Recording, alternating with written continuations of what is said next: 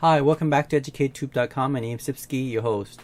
Today we'll be reviewing the Rokinon 85mm f1.4 manual lens for Sony E-Mount lens system. Okay, so would I recommend this Rokinon 85mm f1.4? It would depend.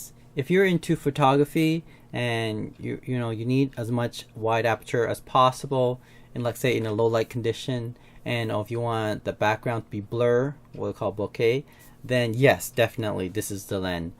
Remember, it's a manual focus, so you have to control this focusing knob.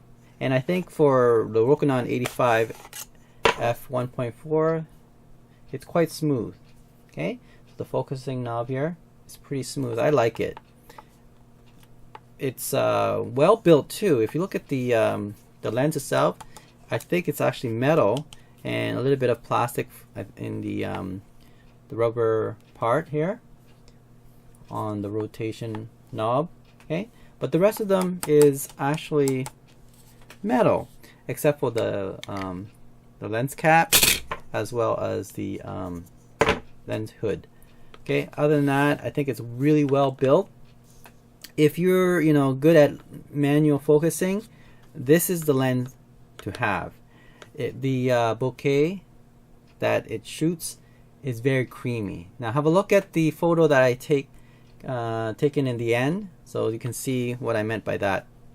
But if you're doing photography, this would be the lens I would recommend if you like to do stills or photos like portrait. And landscape wise, I think it's too zoom in for that.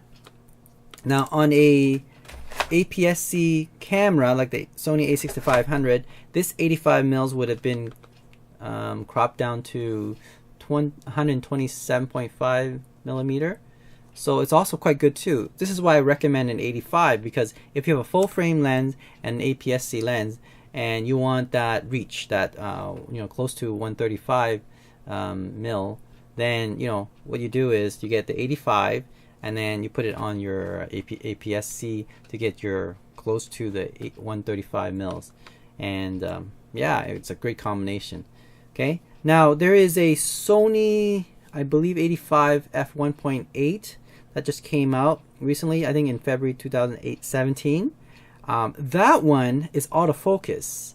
Now it doesn't have as wide aperture as the Rokinon f1.4 for Sony's f1.8, but the advantage of that Sony 85 f1.8 is that it has a very fast autofocus and silent motor. Okay, it's very similar to the one I have, the Sony 28mm f2, and from my previous video I recommend that for the Sony a6500.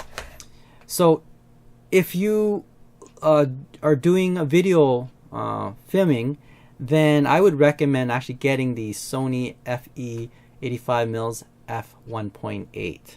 That would probably be the better lens, even though it's a little bit more expensive. I think it's almost twice as expensive, but in terms of the price and performance sharpness wise, the Sony 85 f1.8 is, I think, a bit sharper, and that's because of the aperture is only f1.8, whereas this is 1.4.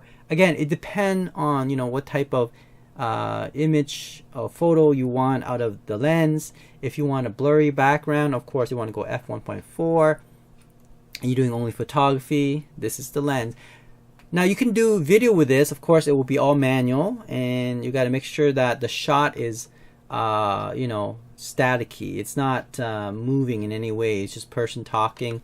Then this is a beautiful lens to have, like you're doing that for videos. Like for example, I'm talking to you right now.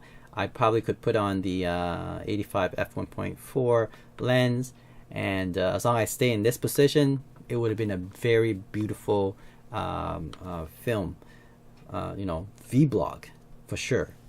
But if you have the Sony, if you have the money, you want to get the Sony 85 f1.8 autofocus. The autofocus is amazing. It's comparable to the Sony 28 f2 and the Zeiss 55 f1.8.